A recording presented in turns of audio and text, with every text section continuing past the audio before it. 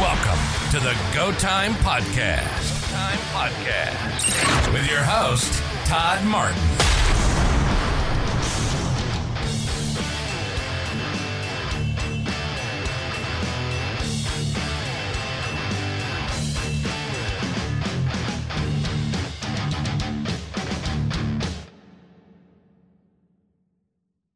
We've got Dale Brisby on our podcast today, the Go Time Podcast. So, Dale, can you give us a little bit of a background on, I guess probably the biggest one would be like what got you into rodeo from the beginning? Like what made Dale Brisby Dale Brisby? Oh, well, I've kind of always had an attraction to adrenaline type activities, specifically. Well, being born in the Western world, that's, ended up being bull riding and bronc riding and training colts, and my old man who managed a ranch. And we grew up ranching. And so I think if I'd have been born, outside of Denver, Colorado somewhere, I probably would have tried to be a professional snowboarder. If I'd have been born down in Florida, I'd have probably been a skier. So anyway, I just kind of attracted to the rodeo way of life, the freedom that comes along with it, and found out quickly I was the greatest at it. So I went all in. So did your dad play a big role in that? Like getting started with like going that direction? Was it more because you were following along the lines of like what your dad did, or was it a bit more of there was more of a draw to it than just what he was doing? That's a good question. I've not really thought of them as separate things, just because I think that when you're rodeoing, much like I'm sure anything in life, be it football or race car driving, you always hit a roadblock, or, you have or some people do. Dale Brisby never does. But when those things hypothetically came into my life, my old man was a very significant inspiration for me. And knowing that he had been through similar struggles, he was able to walk me through that. He was able to encourage me, and he was able to, shine light on the path ahead, which just proved to be really big for where I was going and where I am going. It really helped paint a vision of what life as a rodeo cowboy was like. So I got to watch him endure that. I got to watch him do that. They were one and the same. Rodeo and my old man, in my mind, were the same thing. So I've not really ever thought of them as separate things now that you mention it. Huh. I guess the reason why I ask, I don't know that I was built to be. There were times in my life where, especially with never really with bulls, but with bucking horses, there were times in my life where I felt like borderline terrified, and it made me want to go after it further and harder. It made me want to do it, and having watched my old man compete and do those things, and I think there was probably times where he was scared. It was I just wouldn't take no for an answer. And so I think, had I not been raised with a rodeo background, just my personality type, I probably would have picked something different if it weren't for my old man. Maybe I'm not saying different than rodeo, but different than, I probably would have just ridden bulls maybe, but I don't know that I would have rode bucking horses, which I would have done a disservice to myself because I love it. That's great. I made the attempt when I was in high school. I got on 2 bulls, and then we went down to, gosh, this was like forever ago, but went and got on 2 bareback horses down in Robstown. And it took me 2 times to realize that I didn't want to get, for one, by the second one, I didn't have any pants to wear for any more. Yeah. They about got ripped off of me. And I don't think my arm could stay attached to my body much longer if I was going to do it much longer and not at least the way that I was doing it. And I figured I'd try and write something that was a little more broke, or at least trying to figure out how to write something that's more broke. But I guess the reason why I asked that is that, so I didn't come from that kind of background. I came from, my dad was a computer repairman and my mom was a bookkeeper. And I was raised around agriculture and all the other ag kids, and it's all I wanted to do. And my dad was real supportive in doing it and stuff, but I kind of had to keep knocking on that door because it just wasn't as readily available.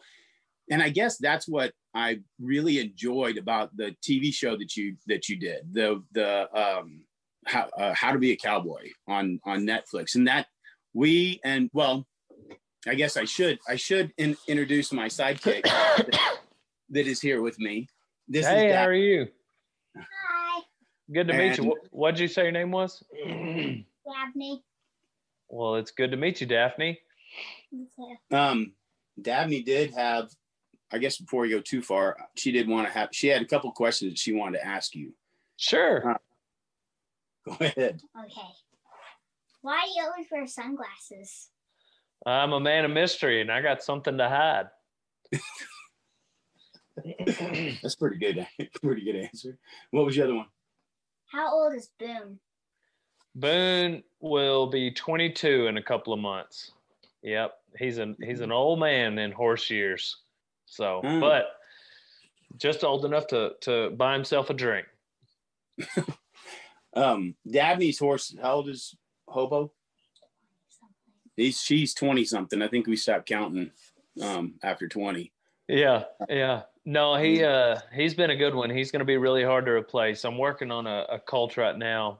He'll be in an upcoming video. His name's Birdman, and Birdman, he's pretty gentle. So he's got potential to be a Boone replacement. I don't know that he'll ever be a Boone though. Cool. So, all right. Well, she wanted to ask that, and then she was gonna head on. You bet. Well, it's good to meet you, Daphne. You too. Yes, ma'am. Yeah. Bye. Bye. So I guess like the thing that I found the most intriguing about your show, or the particularly Netflix part, the other stuff, I love the comedy and I love all that kind of stuff, and the humor that's all around rodeo. But something that I find really intriguing and something that I think is missing in a lot of stuff is the men that are in the agriculture industry, or in whether it's rodeo, horses, or just in rural like type of jobs or whatever, agriculture. So many of us actually had active men in our lives kind of growing up, and that would that invest in this, whether it was hard or pushing or joking and laughing or whatever. But there was a lot of that like guidance, and I see that done in a really cool way with like the kids that you have around you and stuff, like Donnie and some of those that I see that you're kind of putting time into them, and I think that if that hadn't have been done with me, with other older gentlemen that were willing to teach me and willing to take me in, because I was just a kid that I had no idea. I took my first riding lesson when I was 21, and I made a career out of training horses. Well, yes, sir, 100%. I've always known that there was an extreme value in wise counsel. Even now as a businessman, I've got people that I call on daily, and there's different things in my life, areas of my life where I've got individuals who help me. I've got 2 or 3 friends where since my dad has passed, if it's rodeo or ranching related, I'm going to call on these 2 or 3 friends. A couple of them manage ranches and just are, have a sound mind when it comes to giving advice. And they know me, and so they've got the context. When it comes to business, I've got 2 other individuals. Since my granddad, who is an entrepreneur, he passed, I usually wouldn't tip a waitress without calling him. But I've got 2 friends that are business savvy, and they know me, so they've got context. When it comes to personal motivation, I've got a couple people that I'll text or call and just seek guidance there. When it comes to my spiritual walk, it's my preacher. But I've got a list of 8, 9, 10, 12 people that some of them I call on a couple times a week, 3 times a week. Others I'll call on once a month or every quarter. And there's not necessarily a rhyme or a reason, but outside of prayer and heavy Bible study, I'm constantly seeking wise counsel when it comes to running my business, interacting with my family, with my coworkers, meaning my employees. So I've always valued that as a rodeo cowboy, as a businessman, as a man, as a Christian. You know, I think that it's important to keep people around you who you emulate, who you'd like to emulate. And you know, they say your top 5 friends, that's who you become. And I believe that. But I also don't mind, you know, or your top 5 friends, you know, you're going to have the average of their income, you know, and I don't put much weight into that. You know, my old man died with $800 in his account and we split it 4 ways, and I wouldn't trade that for any amount of money. The kind of man he was, I wouldn't trade that for any kind of money. So when I say all these things, I don't think, and you have to, as a rodeo cowboy, not look at success through the lens of money. Matter of fact, the only reason that a lot of rodeo cowboys look at money at all is because that's how they keep score at a PRCA. You know, I've got buddies of mine that they wouldn't care about money. You could go by just points, and that they would care less about money, but they just love that lifestyle. So anyway, it comes full circle. In my intern program, you know, it's happened naturally over the years. The very first intern that I had on video, his name was Dean Sutton, and it was 5-6 years ago, but he wasn't really the first intern, meaning like a young man who wanted to learn how to rodeo, who I brought into my life and helped mentor him. He was probably more like the 7th, 8th, or 9th intern. And we've had dozens since then. Right now, under my employ, we've got 9 interns. But even before How to Be a Cowboy, the idea of How to Be a Cowboy, the idea of the show plot came from me talking to this production company. And I said, hey, I'm getting dozens, sometimes 50, 75 messages a day on how do I get started ranching? How do I get started rodeoing? And I said, let's give these, you know, let's tell these people how to do that. And so through those questions, I would get people wanting to intern for me. And so the system I've got here where they can come in, they can work at the warehouse, and then I'll mentor them in how to ride a horse, how to ranch, how to rodeo, ride bulls. It's very niche, very specific, but there's not a lot of places where they can come do this. And the reason I'm so familiar with how valuable that is as an opportunity for someone is because I've been in their shoes. There's not a lot of practice pens in Texas where you can go get on bareback, saddle bronc, bull riding, or bullfighting. There's not a lot there's definitely not a lot outside of Texas.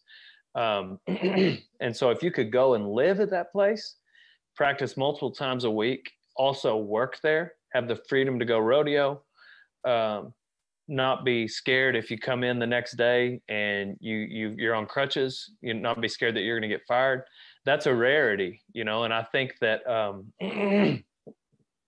what we have here is a tremendous opportunity for a young person if they're trying to rodeo. And so essentially it's a neat thing, and it was fun to highlight it on How to Be a Cowboy.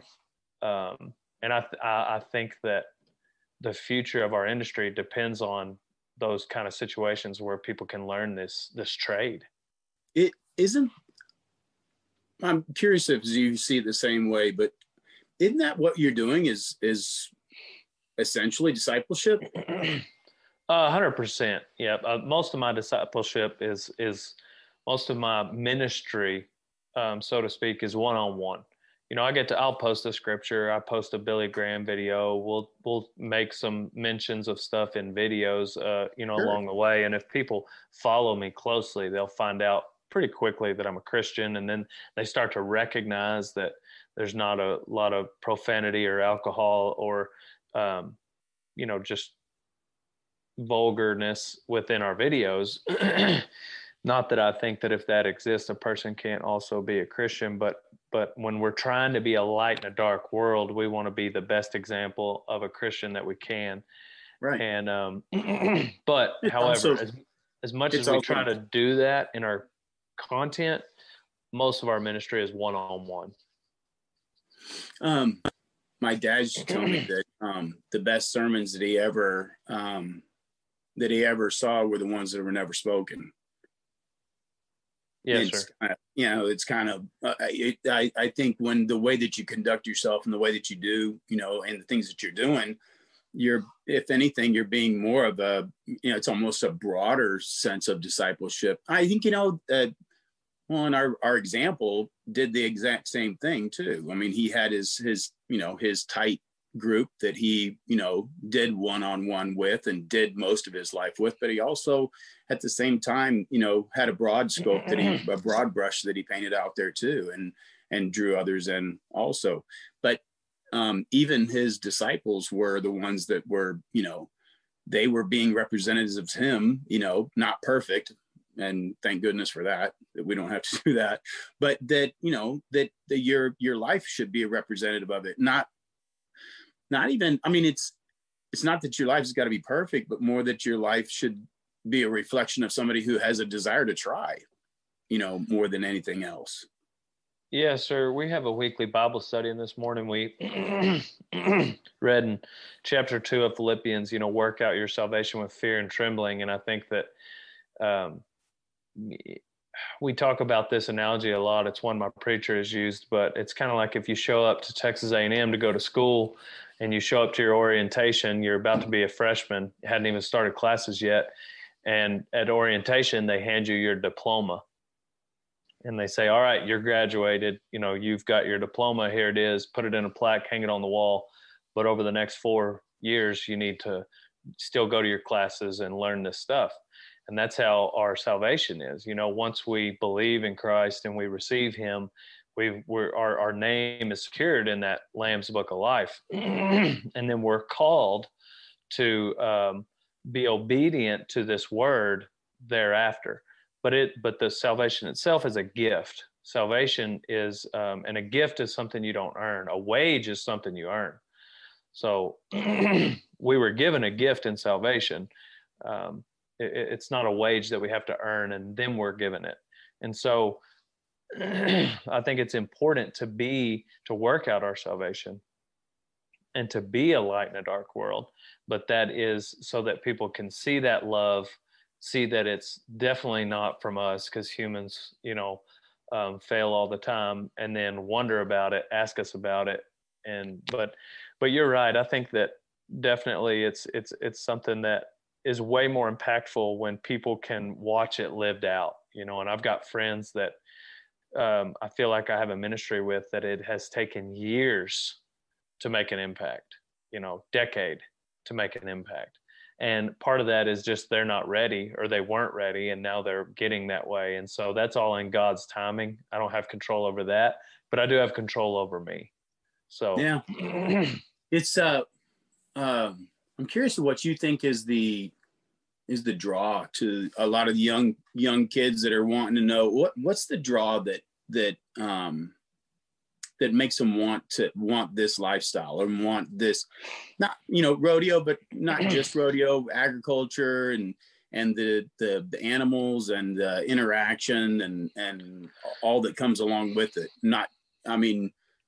I loved training horses. I love going and competing on horses and stuff. But the thing that I love about it is kind of the atmosphere around it. The people that I'm running around with, the fun that we have, and the humor, but the love and everything else that comes along with it. But learning how to do life with all the people that I do life with on those deals are really a blast. But I just wonder what you see in the young people, the young kids that are coming, wanting that life. What do you see as the draw to them?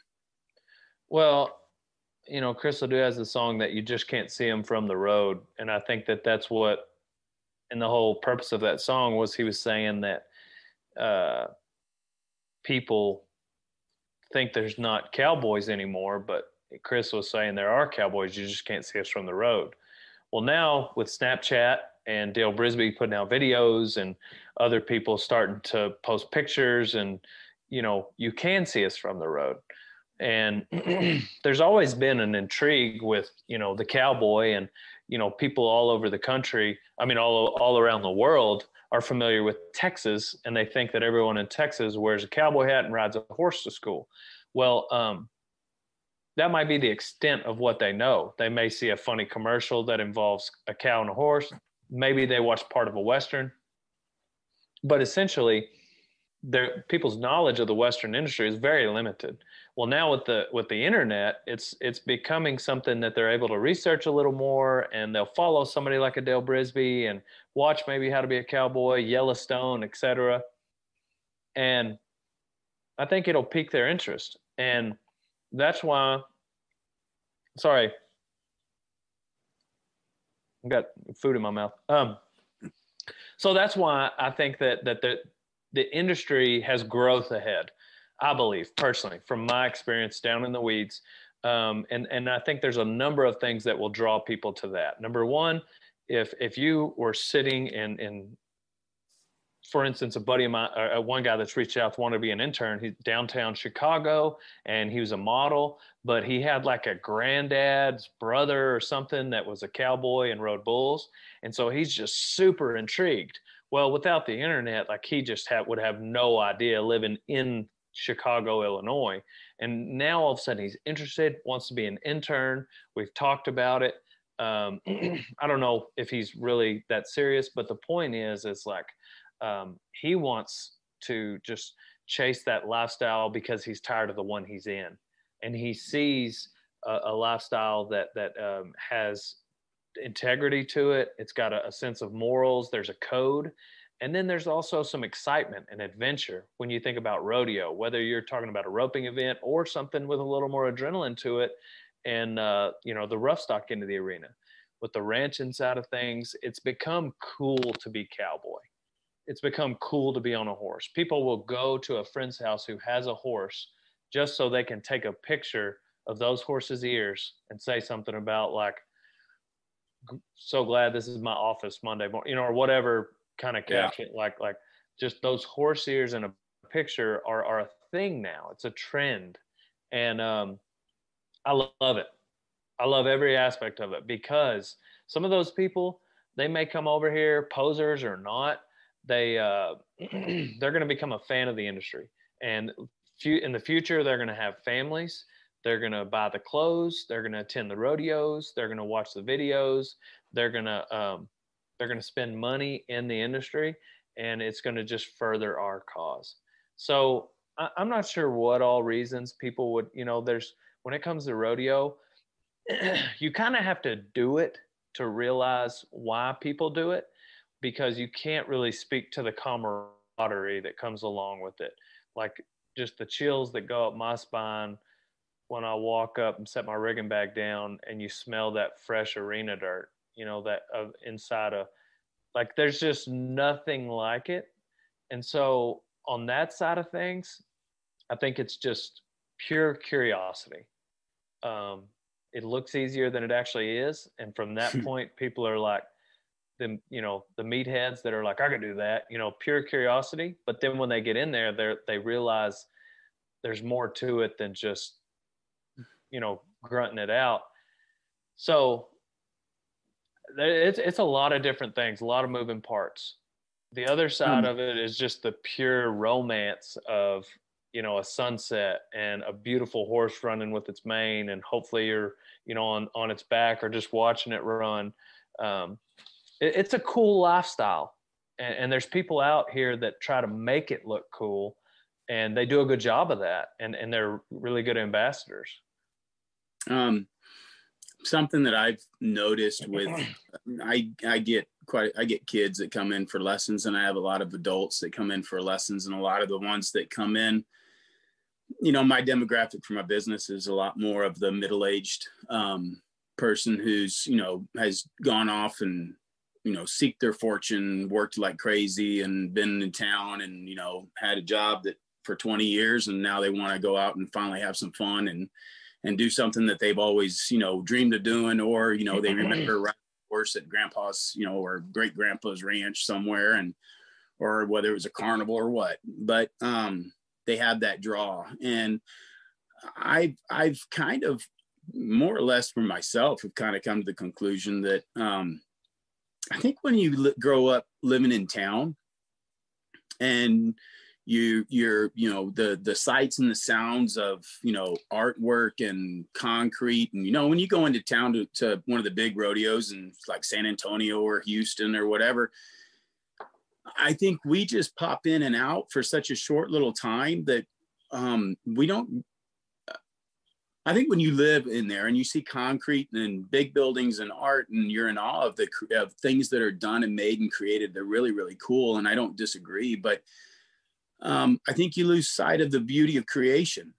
I think that you can walk right by a leaf and forget that it does photosynthesis, and how awesome it is, and how much creation it is, and then what it says in creation. Creation just screams what, a lot of things, right?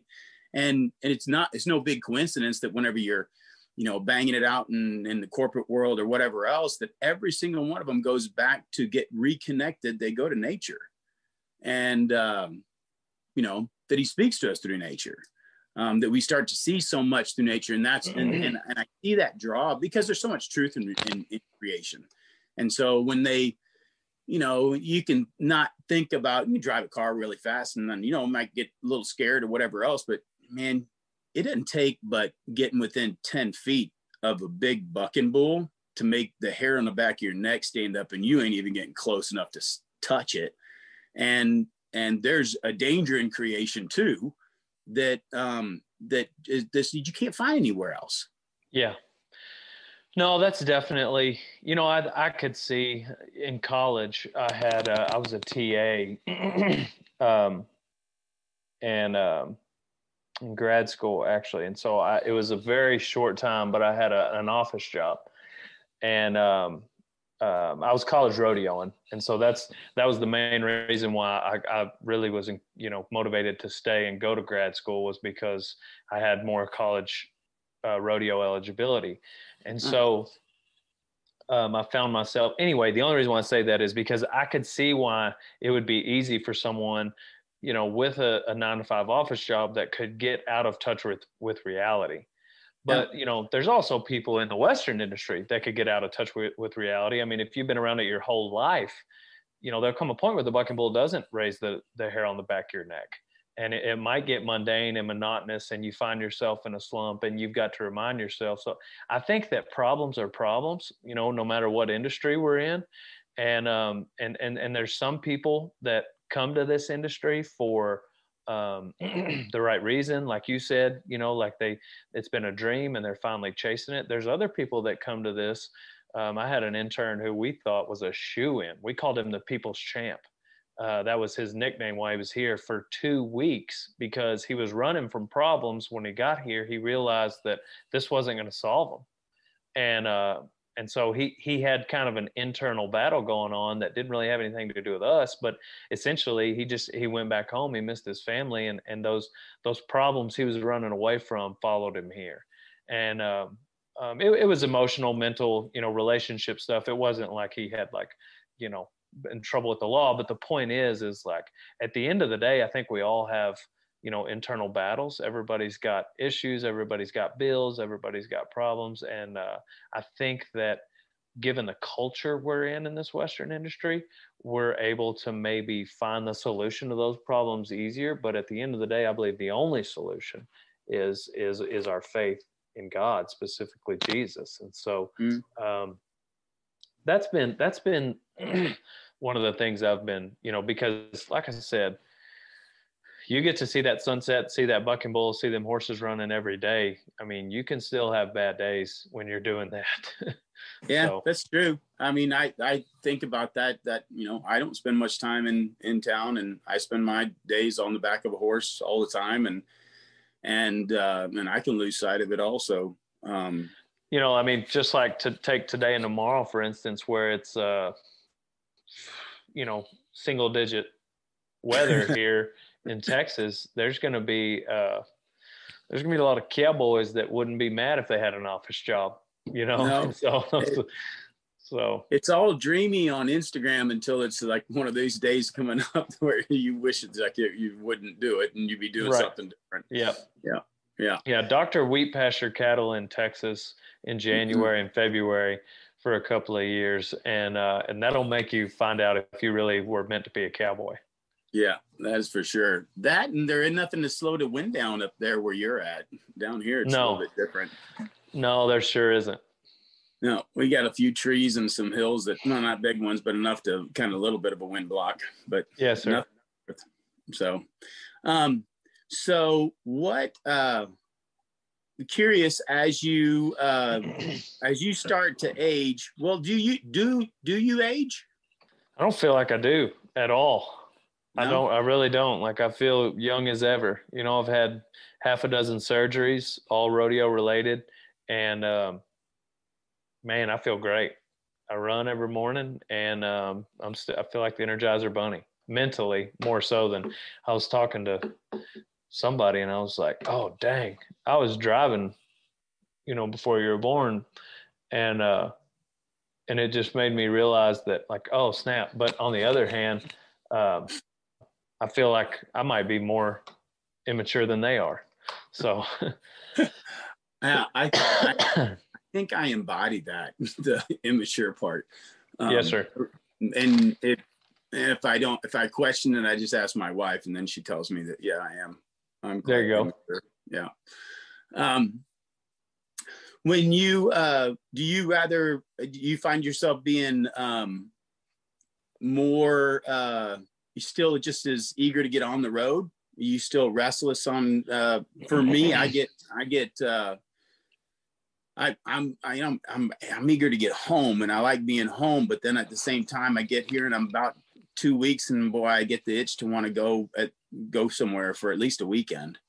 I mean, when I first started rodeoing, I realized pretty quick I never wanted to say the words "I hate driving," and so I just because I'm being a rodeo cowboy, rodeos are elsewhere, and so you got to drive a lot. And so I've continuously told myself I love driving, and eventually I believed it, and I've had a good attitude about it. And so when it's time to get on the road and go, I'm ready. Whether we're going to a rodeo or we're going to a booth or we're going to an appearance. Now, I will say I love what I do at home. So I don't get like, I don't mind being at home. I love my day-to-day grind of making videos, ranching, we're bucking stock. I love it. Absolutely. I love the people I get to go have dinner with in the evening. But when it comes time to hit the road, like, I'll gladly jump on some pavement and we'll go, do work. And so I feel like I've got a pretty good balance of enjoying being at the house, enjoying being on the road. Yeah. Do you, I've found over the years that being kind of the business that I do too, with the training horses and stuff, that I've always had a desire to stay pretty diversified in things, whether it was doing like other, other events, or whether it was I was doing other breeds of horses, or that kind of deal. And as I did, I would narrow it down and got, more and more towards just reining horses, and then just a certain breed and whatever else. But I've always tinkered around at different things. Like I was in college. I even, cleaned windows at one of the malls, and just picked up an extra job of just going by and cleaning windows on my way into going to college. And I'd started like a t-shirt deal, and I'd make saddles, and I went to auctioneering school. Do you and I guess mostly because there's so many different things to intrigue me. I like learning about all kinds of stuff. I've noticed that kind of like even with what you do as ranching, but also rodeo, and you're still pretty diversified, whether you're mentoring other ones and teaching them how to bull ride, or you've got your business of merchandise, or you've got a business of rodeoing, or your stock, or how diversified are you? And is that do you feel like you're pulled too much in different directions, or do you feel like you're kind of happiest when you're got fingers and everything? The latter. I think that I'm pretty diverse. I've got some cows. The rodeo production side of things is not an income. It could be potentially in the future with JB, but right now it's more of an expense, which is completely okay with me. I realized that going into it. But are you buying them, or are you breeding them, or are you just buying them? And we're breeding them. We're breeding them. Okay. Yeah, JB does a lot of trading on his own. He's got a bull place in Stephenville, and he's this bull he partnered with so and so, that bull he partnered with so and so. These 4 he owns on his own. These bucking cows over here are mine and his. He's got one. He's got all kinds of stuff going on. But yeah. So those two things I don't even necessarily count as income at all with ranching, just because there's some years that you don't make any money. But as far as business, I'm pretty with what I do on the internet. You can make money 3 different ways on the internet. You can sell a product, you can have a sponsor, or you can offer a service. So the more followers you have, the more opportunities you have for each, or the more you can charge. So we do all 3. We sell a product, we have sponsors. I've got 4. And then the third way, the service, you can create content for someone. We've got another service coming that we might, service type company that we might start. But essentially, the more followers you have, the more opportunity for income you have within each of those 3 revenue streams. Well, the way you get more followers is by bringing more value through content. Might be educational, motivational, or comedic, and we're in the latter. So we like to make people laugh, a little bit of educational sometimes, but mostly it's all about humor. And so I've got a team next to me in the room. There's 5 people in there. I got a 6th guy, my brother, who's contract labor, but they're all media. Like every day we're editing, we're filming, we're doing more editing, distribution. We want to put out 116 pieces of content a day across various platforms. Holy smokes. And the most important thing is and underneath that, I've got our goal on a whiteboard in there, and underneath that it says bring value. So don't post a post just to reach that 116 number. It needs to make somebody laugh. It needs to be interesting, inspirational, typically make somebody laugh. But the one thing I do tell them is don't put too much stock in the quality of the production. So, you don't need to overvalue if something's fuzzy, but it's hilarious, still post it. Right. So when I say quality, I don't necessarily mean the content quality, meaning like, was the joke funny? I mean, the production quality. Is it pixelated a little bit, or is it 720 rather than 1080p? So anyhow, I say all that. I kind of reverse engineered it, like how you make money. You can make money a variety of different ways, of which we do, but it all is based on us doing one thing. And that's when there's power in the revenue, in the different revenue streams, I think. So if you can make money doing one thing, but you make money 3 or 4 different ways, then all of a sudden you're going to ring the bell. For instance, a couple of years ago, pre-pandemic, we went to, I got recruited to do some filming and do some content for Cheyenne Frontier Days. So Cheyenne brought us there, and we knocked this content out of the park. Well, they wanted me to post it, naturally, so more people would see it.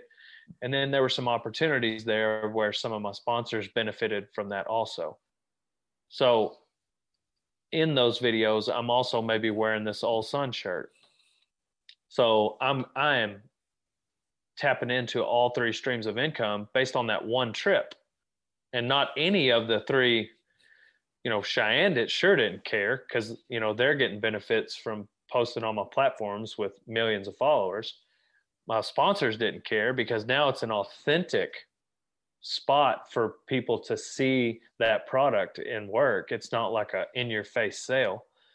And then me being the CEO of RodeoTime, I got to pick my moments where my apparel line was viewed. So now all of a sudden, coming off of that Cheyenne trip, I'm going to make money 3 different ways. But essentially, I went there and did one thing. So that's when I think you're able to, and then what you do with that money is very important. That's where it gets important. So sales are not king, cash flow is king. But then like, what are you doing to build that? And so where is it most ROI positive? For me, it's my apparel line. So I'm putting money back into my company, into payroll, right now I've spent too much money on inventory, to head off the supply chain issues. But then what other investments outside of the company are you making to kind of hedge against, Father Time? So hedge against the dollar, essentially. So I think a lot of those things come into play. It's the kind of stuff I think about every day. And so I'll take a deep breath, and Lisa is my she's not in here right now, but she's my warehouse manager. We share an office, and it seems like I'm not going to pack a t-shirt out there on the warehouse floor, but like I'm thinking about this huge revolving wheel of putting out content. It's got to bring value. We get a new follower. All right, how do we push them through this funnel where they could potentially become a customer? I've got to satisfy this client, this sponsor. We've got this phone call for this appearance. We need to make a decision on this piece of equipment that's going to be 6 figures. Like there's all kinds of daily decisions that pile up, that as a business owner and operator, it's decision fatigue, Did you think it would get this big? Well, big is a relative term. For me personally, it is big because knowing, just several years ago, I was living in my sister's office and I was working for her doctor in Yearlands, her husband, my brother-in-law. He was the last full-time boss I had, greatest boss I've ever had, but I was doctor in Yearlands for $12 an hour. And so, which that was one of the happiest times in my life. And if I had to go back to that, it would not be the end of the world. So knowing that that's where I started, any step ahead of that financially is quote unquote big. So I don't know what big is by most people's standards. By my standards, coming from my sister's office, what we've got now, 16, 17 employees, that's big. But to be honest, I'm not sure where it's going. I think that's in the Lord's hand. That's in the market. Now it's in my hands too. I am the owner operator. Yeah. But what I mean by that is, I don't have monetary goals. I've got, production goals, content goals. I want to get the groundwork laid out, and then we build, and let the sales fall where they may, kind of deal. So I'm not sure what the next step is. I just know that I'm going to work extremely hard to get there. And each time that I've kind of thought about where we might end up, we've surpassed it. So Lord willing, that continues to be the case.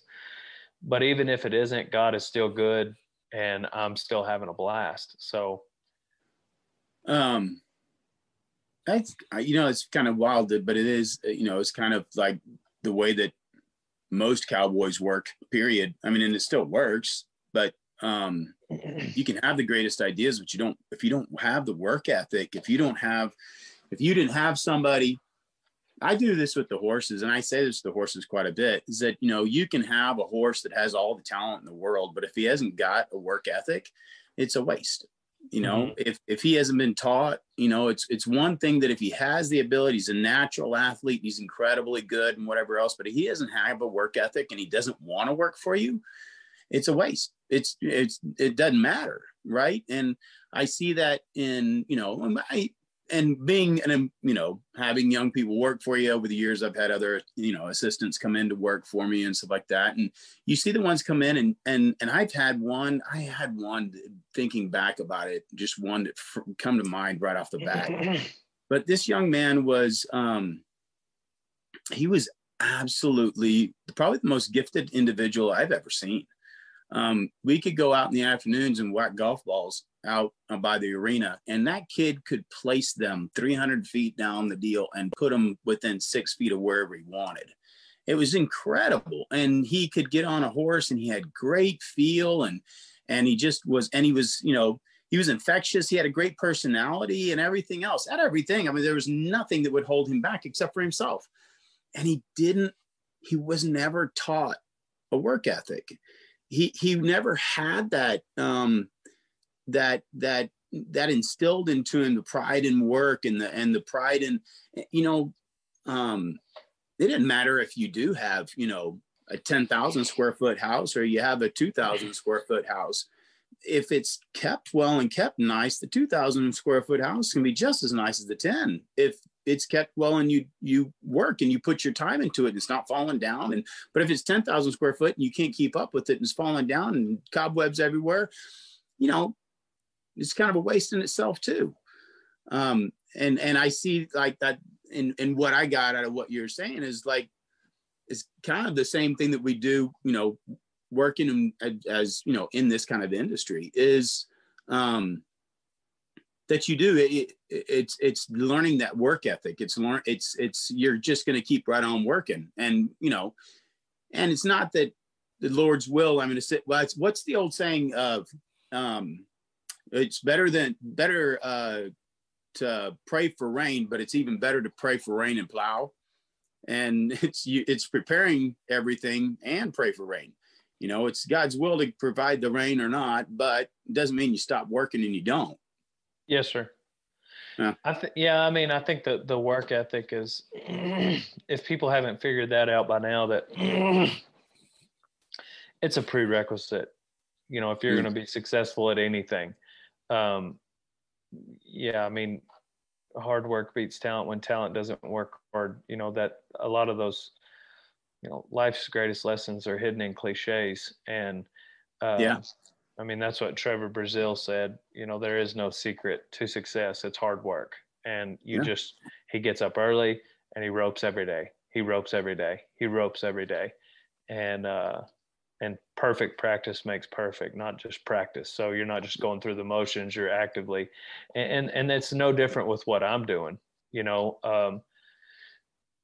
I'm not, and so that's where there's exercises I think a person can do that, can help motivate. But, if for somebody it's setting a goal, a specific monetary goal, that's fine. Something to help keep you accountable, that it gives you a deadline, which is, deadlines help with that. I've got a vision, where I want to get. And so I do in sorts have a goal. It's just not attached to a monetary number, I guess. But yeah, I think that one thing I've learned is yes, hard work is important. Having a vision is important, but how you deal and interact with people is probably one of the most important things, as a businessman, at least for sure. And it could be translated to even rodeo or team sports or whatever you want to talk about. But yeah, managing people, managing relationships, having empathy, like those sorts of traits are really important, And so I'm almost, culture in my company is one of, if not the most important things that I value as a leader. And so I've had to fire people that were cancer, but they were my best producers at the same time. They literally brought in the most money. Isn't that a hard deal to do? I mean, it's pretty tough. I'm not designed that way. I'm not designed to enjoy firing people. I've got friends that don't mind it, but it's not something.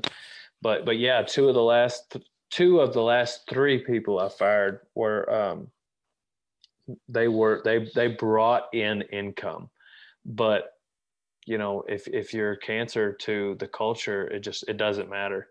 In the And long run, it won't work. Yeah. the long-term ROI of that is negative. So anyway, that's another thing that I would have never dreamed would be as big a deal as it is. But I mean, let's say, if you're going to be $100 million company, I don't know how many employees that is, but hundreds, you can't get there by yourself unless you sell a, software idea like an app.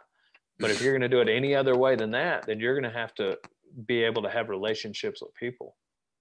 Yeah. That I think that's, I just did an interview with a kid yesterday. His name's Clay Ulrey, and he's a header, and matter of fact, just last year he won the CPRA championship in heading.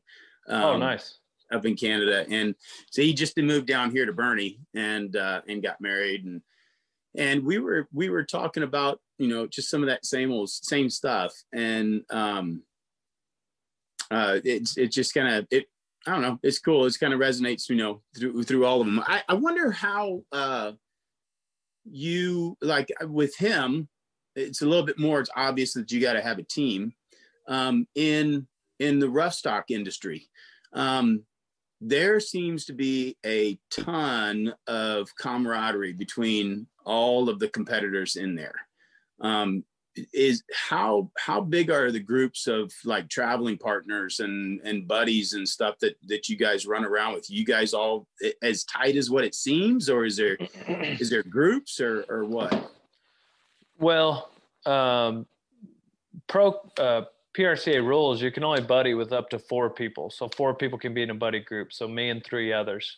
If you're entered in multiple events, it can only be 1 other person. So going down the road, as far as consistently rodeo after rodeo, you're going to have up to 4 people in a vehicle. But, you're going to interrupt and be in the same place. I mean, like you might see another buddy if you go to 40 rodeos over a span of 6 weeks, 8 weeks in the summertime over a 4th of July run, you might see some of the same guys at 9 of them or more, you know what I mean? Or 14 of them. And I didn't know that there was a buddy group rule. Yeah. You can't just buddy with like 8 people. You can't buddy with, you know what I mean? Cause then all of a sudden you're just 8 guys could get together, and cause you can they're only going to put so many people in the perf. Oh, I get it. Oh, yeah. So they're not going to, they wouldn't let 6 guys buddy together, because that'd be more, that'd be half the perf is, one person gets to determine. So yeah, there's a little bit of rules and regulations as far as that goes, as far as who you actually buddy with. But outside of that, I mean, you're going to jump in and catch rides. It's really easy for us to catch rides with people, and Tommies do it too, but roughies, it's way easier. We're not dragging a trailer, it's pretty easy for us to whip into the airport, pick up this guy, drop off that guy. So, over the years, I've had 3, 4, 5 different guys that I can, half a dozen now that I'm thinking about it, that I consistently rodeoed with. And then there's another dozen or so guys that I would go to a rodeo, we'd go on a weekend run together. We'd go over here. And it's the same kind of deal as what we were talking about earlier. It just depends on what kind of person you want to be. That's the kind of rodeo cowboy you need to surround yourself with. Because it's easy to say, well, this is the kind of rodeo cowboy I want to be. I want to ride broncs like this guy. I want to ride bulls like this guy. But is he also the kind of man you want to be? And so that's when you really need to, because you spend way more time with them on that personal level than you do the professional rodeo cowboy level. Going to you're going to be at the rodeo for 2 hours, but you might be in the car with them for 16 on the way there, and you might be with them for weeks. But yeah, so it's important to, same thing with anything in life. The kind of people you surround yourself with are going to be a direct reflection of what your personality looks like at the end of the day. Yeah. So, but the camaraderie there is it's kind of like what I was talking about with my old man. Like, there's times when you're down and your rodeo and your buddies pick you up, and then vice versa, you pick them up. And if you've that's why their attitude is so important. You know, if they're a negative, pessimistic person, it's going to be detrimental to your rodeoing, because when you have a bad day, which in rodeo you inevitably will, it's going to affect your rebound, because the next bull or bronc, they're not going to know nor care that you are having a bad day. So how you recover from that previous failure is going to be huge. Yeah. That's why rodeo is 90% mental and the rest is in your head. When you, I noticed that one of the things that you did with Donnie on the series, the TV show, at the end, whenever he rode at the little rodeo where he bucked one out, and you, when he came back, and you, like, something I do with all my non-pros is that when they come out of the pen, their attitude out of the pen is usually when they come out is what they're going to carry back in the next time they go in to compete.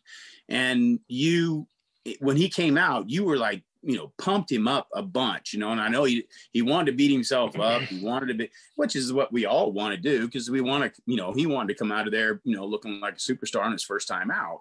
But, you know, you came in and, you know, built him up and encouraged him and really supported him. And I do that with my non-pros when they want to beat themselves up and stuff, because I know that the attitude and the feeling that they come out of there with is what they're going to take back into the pen the next time that they go to compete. You bet. Is that something you intentionally do with them? I noticed you do that not just whenever at that point, but every time he got off in the pen at the house on the beaches. Was that, you know?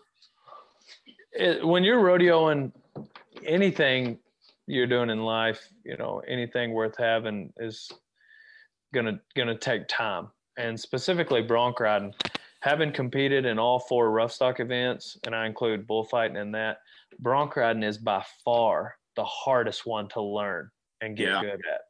Yeah. And so that the pathway to get to where you can feel like you are making a difference on a bronc is very long. And so you have to celebrate those small wins early on. Otherwise, you'll just be super discouraged.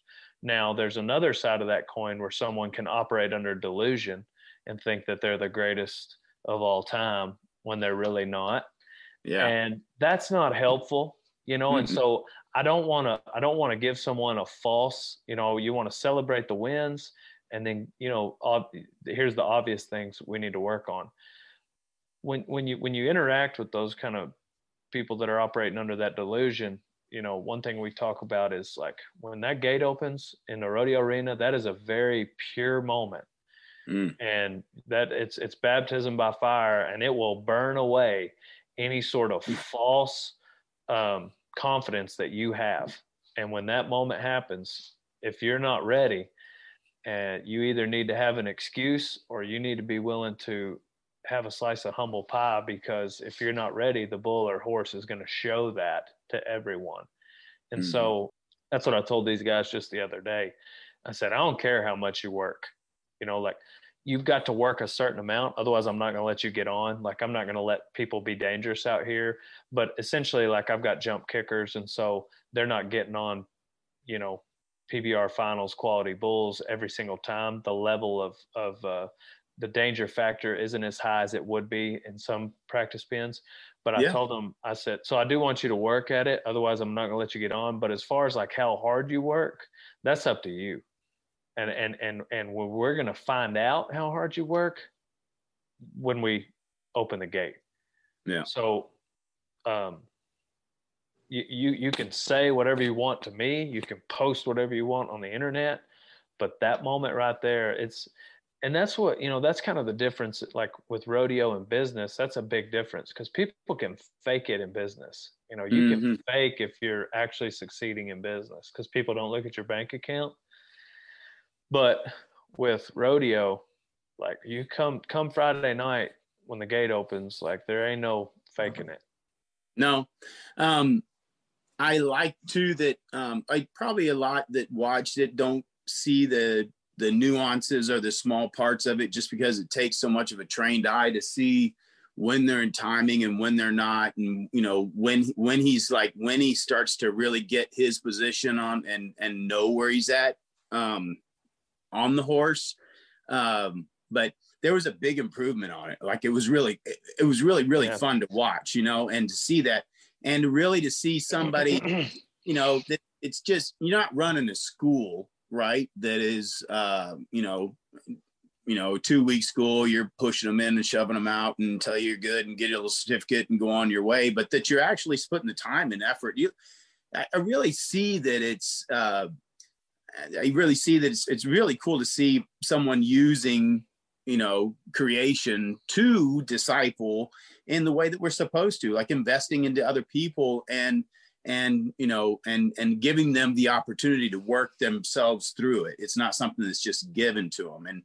And there is so few places in really in society anymore, period, that really, that does give, that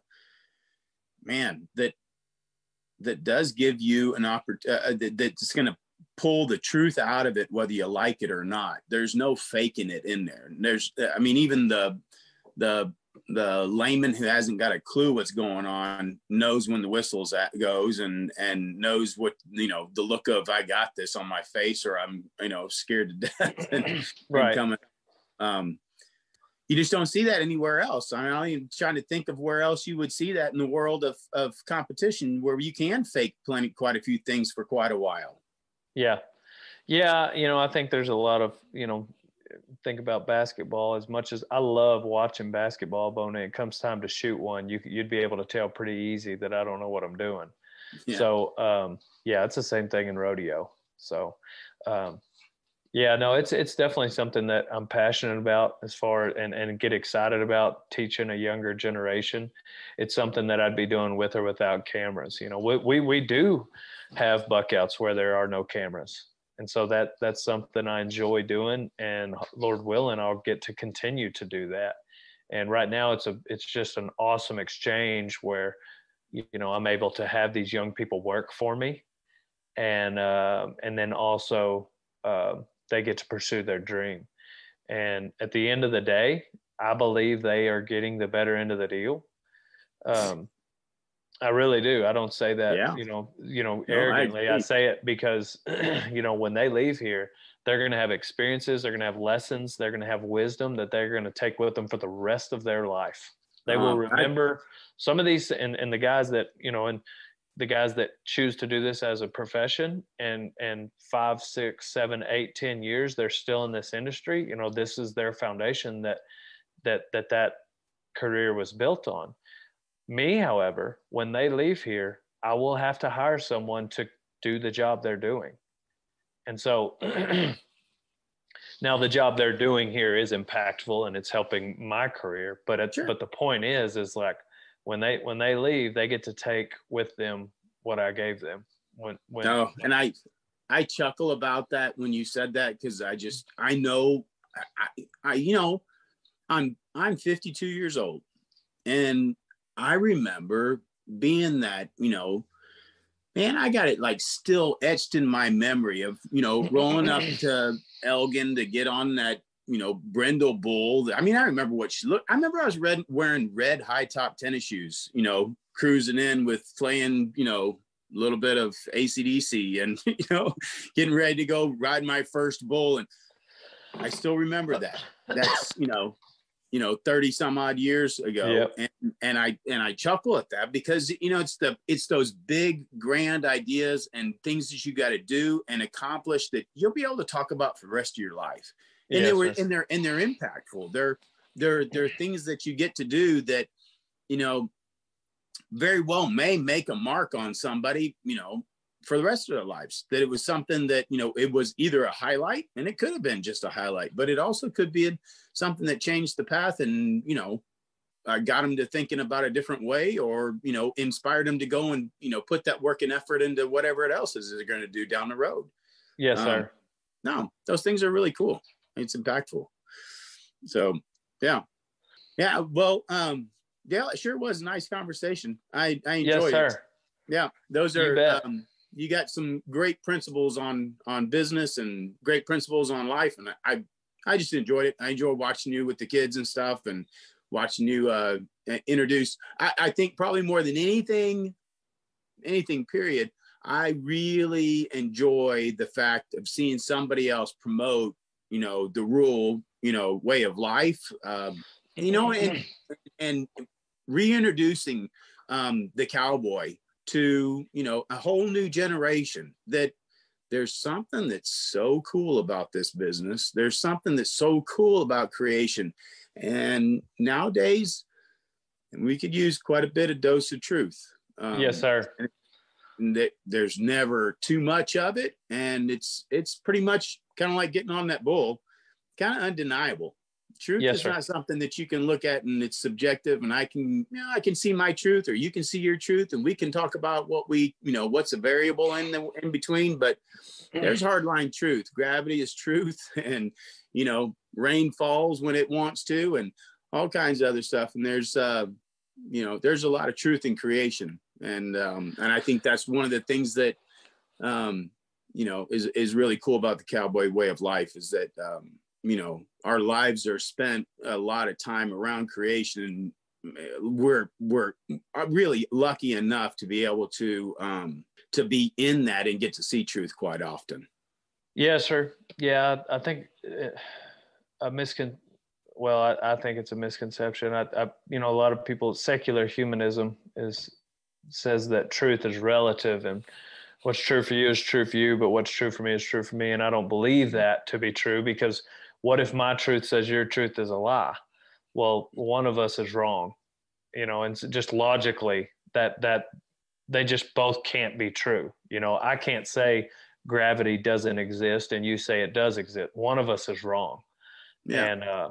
And because you're true. Anyway, whatever. We're getting into logic. But the point is there is one truth. And I think that, I would love for people to take time to consider my truth, which is God first, people second, myself third. And Lord willing, my life reflects that.